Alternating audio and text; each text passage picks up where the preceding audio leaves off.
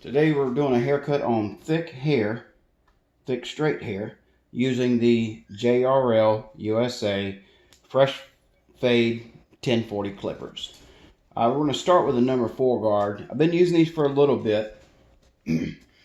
They apparently have something in it, a computer chip, that where when it hits thick hair or coarse hair, what have you, and kind of bogs down, it'll ramp up the RPMs of the motor to allow it to plow through there.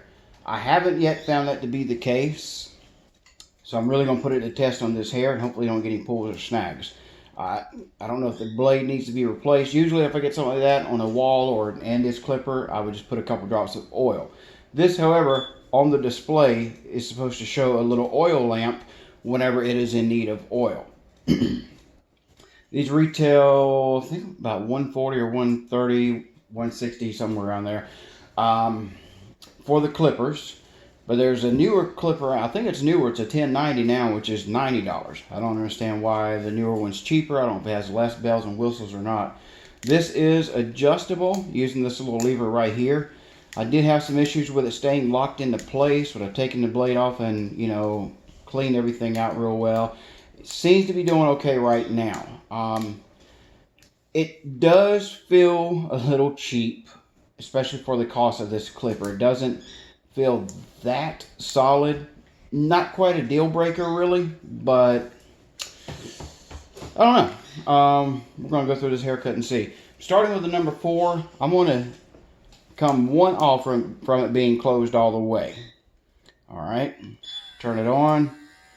And I'm not quite sure how you go through all the different numbers here. I just know raising it up, the little squares increase the RPM. I don't know what the bird in and all that stuff there means. So it goes up to 5 at the highest. And then it does, I don't know if that's the, I have no idea what that is. I've looked in the manual, there's nothing in there about that. And it shows a 200 plus on some. Here it shows a 100. On others it shows a 100 plus. Don't ask, I don't know the difference. Alright, I know the green bars are the RPMs. So anyway, we'll go to 4. Alright.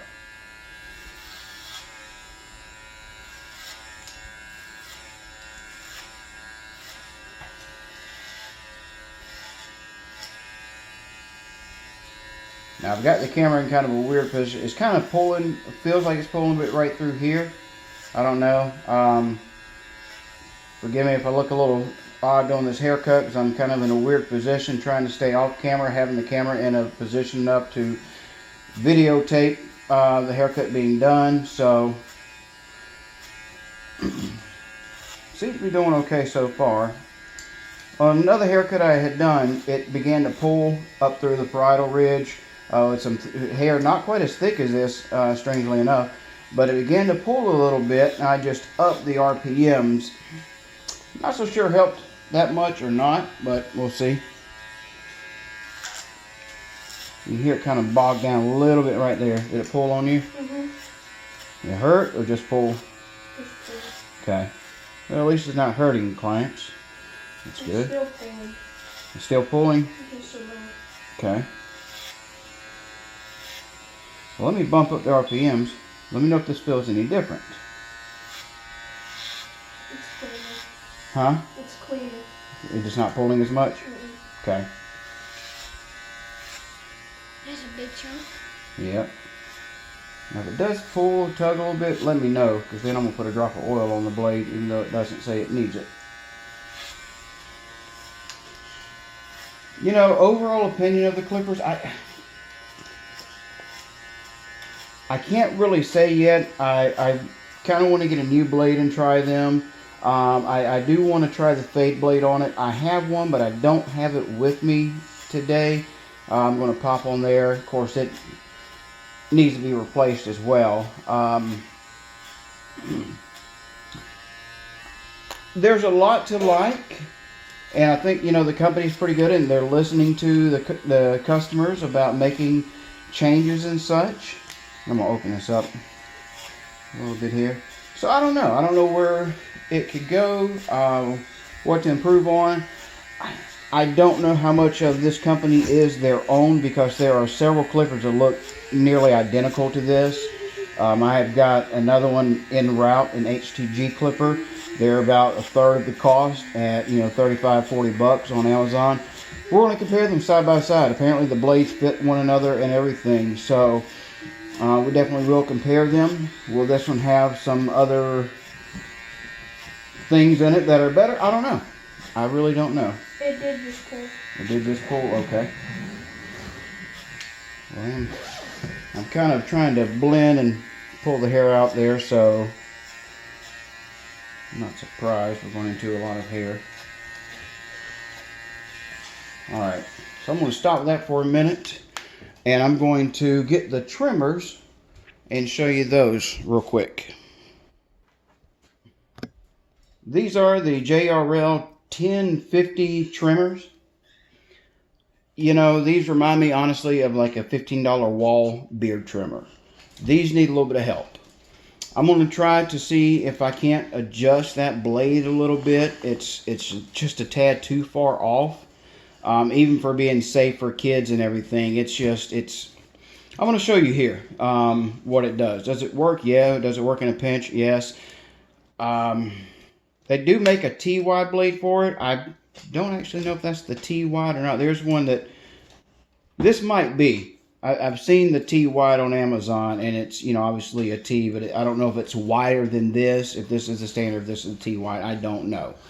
It looks kind of T, so this may be the T-wide, and the standard would just be flush on the sides. Neither here nor there, you know, preference thing or whatever. But I'm going to show you here on the edge, little edge up. Now it has a high and low power thing. It lights up low then high. I don't know, maybe that's the battery, maybe that's the power. I'm not sure what that is. I really don't know, because there's no way to adjust the power. Like, you have one way to slide the switch, and that's it. Alright.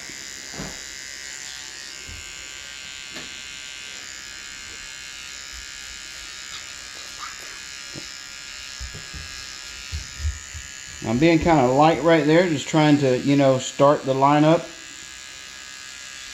And not really getting a lot. It's okay for going around the ears. Like I said, it reminds me really a lot of a home beard trimmer.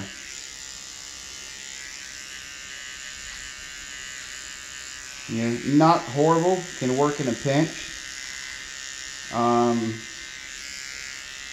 I'm sure some adjustments could be made. But you don't hear a lot about the trimmers on, you know, reviews and everything. So I've been using, and I wanted to put something out there, which, you know, we kind of know what we're working with here. But it's, you know, definitely not a go-to. You can see, I mean, no irritation or anything happens. Let me switch to another trimmer.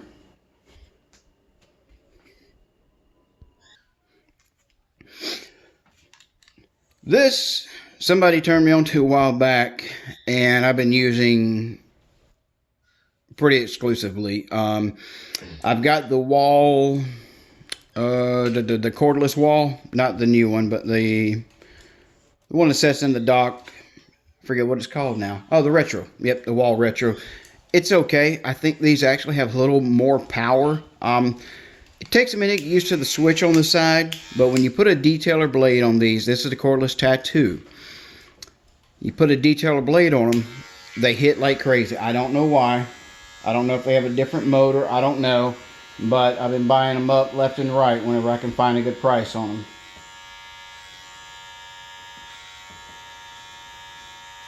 And of course, it's not going to hit like I want it to on camera.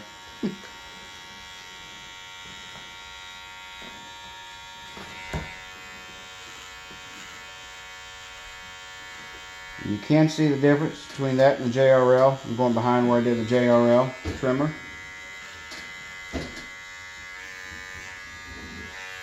Kind of sound like you need a drop of oil. All right, we're back. We got a number 2 guard on here now. These guards, you can use the red guards where they just clip into the bottom right here and come over. These will just kind of snap onto the sides. I've tried sliding them. Apparently some of them come with the dual guards, you know, like a 12 millimeter on one end, 15 on the other, 6 and 9, and just a 3 and something else. I don't know. Very similar to the Panasonic guards that come with the Panasonic GP80s.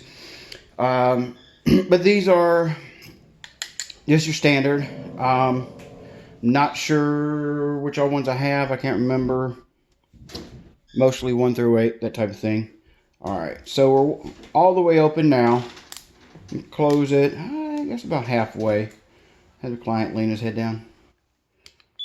Oh.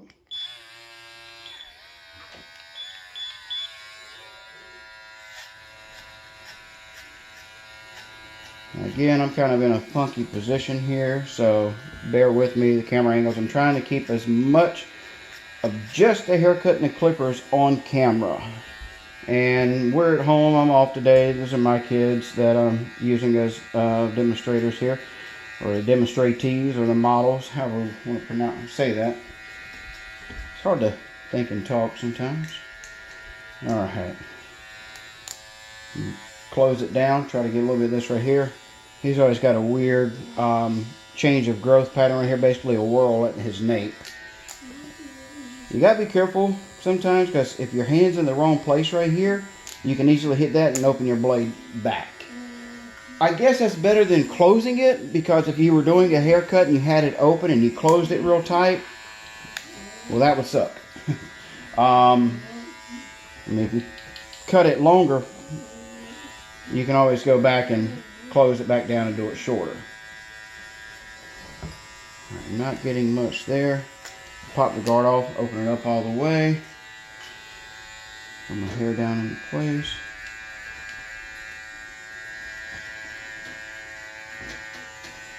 We'll come back to do a little bit more of this later.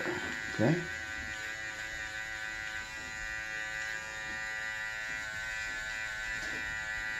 Alright. I'm going to come in a little bit later when the camera's not in my way and tighten this up, you know, take the cape off and everything else. But we got the idea right now. Alright. I'm trying to think if there's anything else I can do.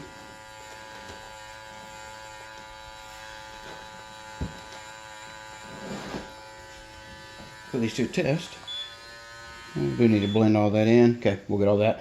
Alright, I want to show you kind of what we do with the looking at the hair growth from the top. I'll show you what I mean here.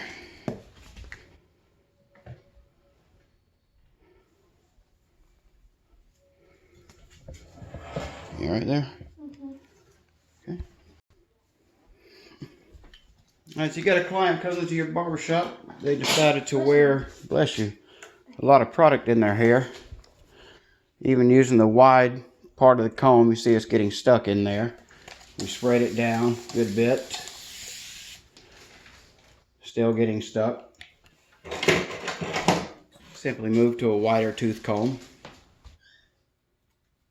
And start at those tips, work them out, and just break it up with your hand. Of course, if you have the means to wash, throw them in the wash. Sounds like a piece of laundry. Throw the client in the wash. Alright, so we'll get that broken up.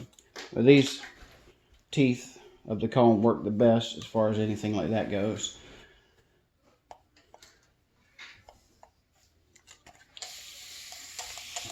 If you do charge extra to do a shampooing, let the client know you can do it without shampooing, but it may affect the haircut. You know, we always give it a choice. You can come, we can do it, and hopefully it'll be okay.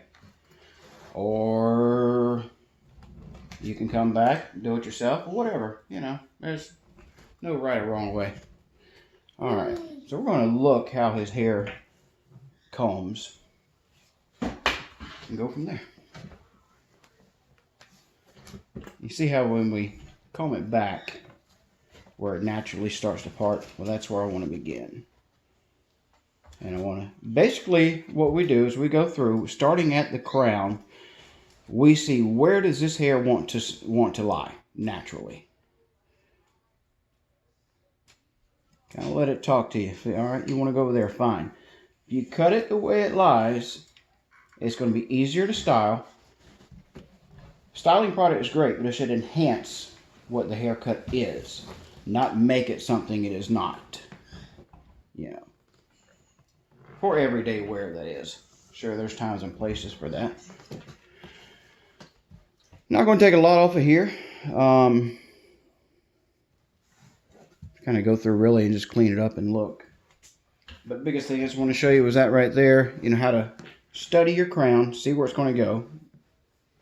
That's what the client comes in looking like this.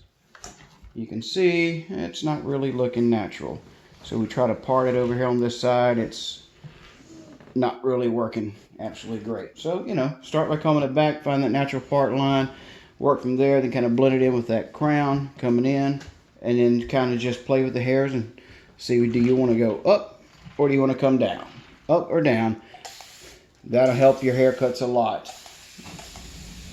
Then you can kind of start tweaking it from there if you need to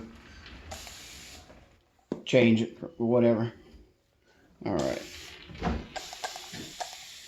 This isn't probably the best example to show you that on. Next time if I get one at the shop, I'll try to film it and show you exactly more what I'm talking about.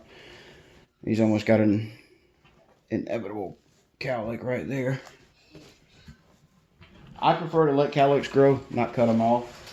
Of course, depending on the hairstyle. Hairstyle like this, I mean, if it was a high and tight, we'll cut it off. Not a problem. He's going to be in there next week, week after to get it cut again. Not a huge deal. Haircut like this, let it grow out, and then start working with it. There are some pretty neat little tricks you can do to ease the cowlicks down. Yes, they are cowlicks, like moo with a tone. They're not colics. That's what a baby or a horse does when they get sick and coughing, and colicky. That is actually the term used in the barbering textbook. I got a horsey. Yeah, man. Okay. Well, we're going to go ahead and do a little bit of scissor work here. Just kind of clean it up. And just sort of take excess here on the sides. Really more we're doing right now is kind of blending this top to the bottom. This is more of a maintenance haircut. Trying to preserve as much length up top as we can. Was wanting to grow it out some, so. But it was getting thick and bushy. Alright. And we're going to continue around and do the same thing here. These are Caesar swivel shears from MD Barber Company. I've tried a few of their different shears. I like these. They cut well for less than 50 bucks, $30, $40, what have you. These actually do a pretty good job. I'm not a huge swivel shear fan.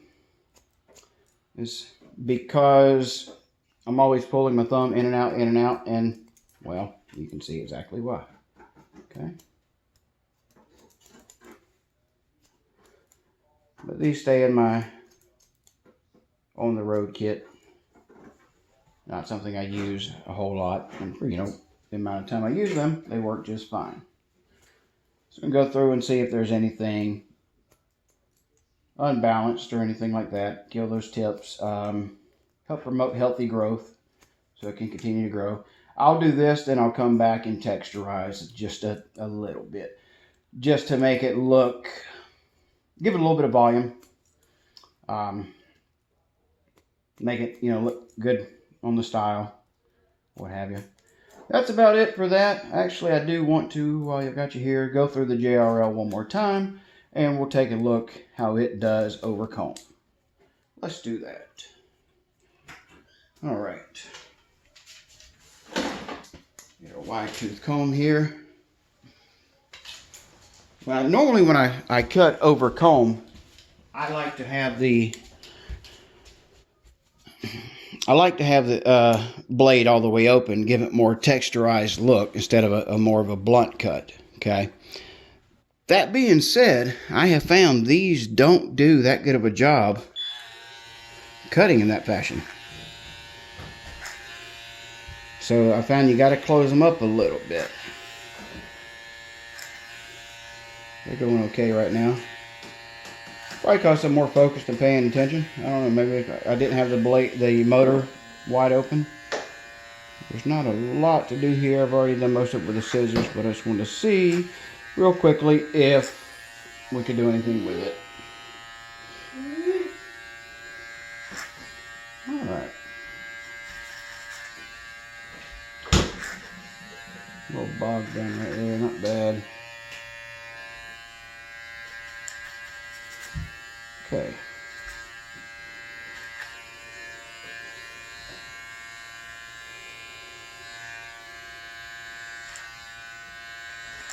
Alright. That's about it. We're going to record for today. I'm going to cut this off and finish this up and everything. Got any questions, let me know.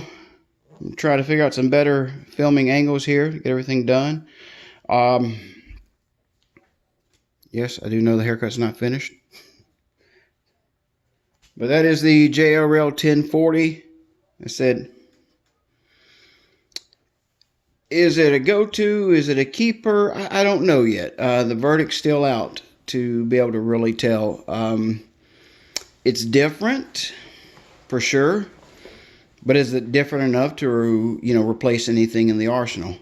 It's hard to say. Need to try it some more with the fade blade and everything else. Kind of go from there. The trimmers, I'm going to tell you, don't even bother buying those. Not right now. They need to improve those a little bit. And that's all I can say.